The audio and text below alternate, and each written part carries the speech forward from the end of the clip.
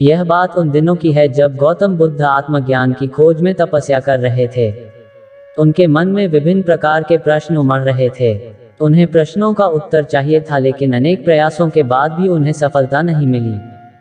वे आत्मज्ञान की प्राप्ति के लिए कठोर तपस्या करने लगे। अनेक कष्ट सहन किए, कई स्थानों की यात्राएं की, परंतु जो समाधान उन्हें चाहिए था वो उन्हें नहीं मिला। एक दिन उनके मन में कुछ निराशा का संचार हुआ। वे सोचने लगे, धन, माया और संसार की समस्त वस्तुओं का भी त्याग कर दिया, फिर भी आत्मज्ञान की प्राप्ति नहीं हुई। क्या मैं कभी आत्मज्ञान प्राप्त कर सकूंगा? मुझे आगे क्या करना चाहिए?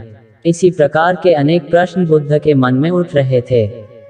तपस्या में सफलता की कोई किरण दिखाई नहीं दे रही थी, और इधर बुद्ध ने प्रयासों में कोई कमी नहीं छोड़ी थी। वो उदास मन से इन्हीं प्रश्नों पर मंथन कर रहे थे। इसी दौरान उन्हें प्यास लगी। वो अपने आसन से उठे और जल पीने के लिए सरोवर के पास गए। वहां उन्होंने एक अद्भुत दृश्य देखा।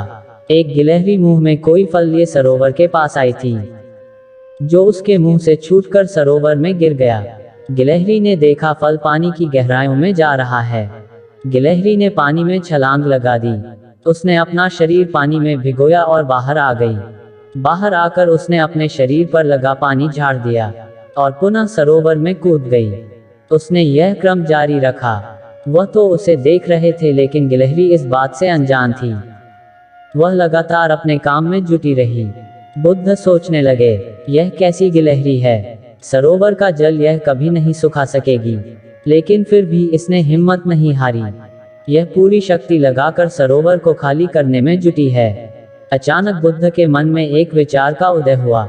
यह तो गिलहरी है, फिर भी अपने लक्ष्य को प्राप्त करने में जुटी है। मैं तो मनुष्य हूँ। आत्मज्ञान प्राप्त नहीं हुआ तो मन में निराशा के भाव आने लगे।